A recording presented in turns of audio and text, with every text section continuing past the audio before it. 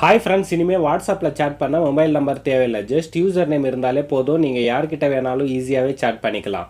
Mobile number வச்சு chat பண்ணுறது சீக்கிரமாகவே ரிமூவ் பண்ண போகிறாங்க. ஸோ இப்போவே உங்கள் வாட்ஸ்அப்பில் யூசர் நேம் கிரியேட் பண்ணிக்கோங்க. வாட்ஸ்அப்பில் நம்ம ப்ரைவசி சேஃப்டிக்காக இந்த நியூ ஃபீச்சர் அப்டேட் பண்ணியிருக்காங்க. இதில் வந்து பார்த்தீங்கன்னா நார்மலாக நம்மளை காண்டாக்ட் பண்ணணும்னா நம்ம மொபைல் நம்பர் இருந்தால் தான் வாட்ஸ்அப்பில் மெசேஜ் பண்ணுறதோ இல்லை கால் பண்ணுறதோ முடியும். ஆனால் இப்போ கொடுத்துருக்குற இந்த புது அப்டேட்டில் பார்த்தீங்கன்னா ஜஸ்ட் நம்ம வாட்ஸ்அப்பில் யூசர் நேம் மட்டும் கிரியேட் பண்ணி கொடுத்தா போதும்.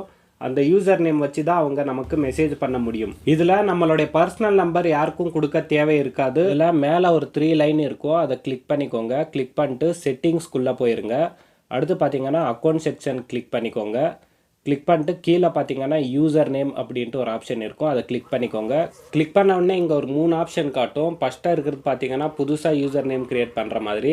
செகண்ட் அண்ட் தேர்ட் பார்த்தீங்கன்னா உங்கள் ஃபேஸ்புக் இன்ஸ்டாகிராமில் கொடுத்துருக்குற யூசர் ஐடியா அப்படியே கிரியேட் பண்ணி யூஸ் பண்ணுற மாதிரி. இப்போ நான் வந்து புதுசாகவே யூசர் நேம் கிரியேட் பண்ணிக்கிறேன். இதில் கிரியேட் யூசர் நேம் கொடுத்து உங்கள் நேம் கொடுத்து சேவ் பண்ணிக்கோங்க.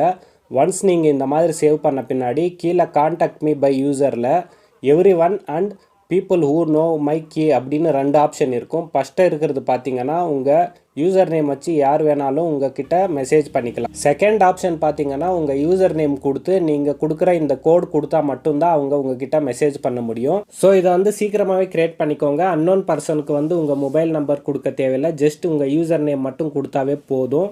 இந்த அப்டேட் உங்களுக்கு வரலையானா ப்ளே ஸ்டோருக்கு போயிட்டு வாட்ஸ்அப்பை அப்டேட் பண்ணிக்கோங்க.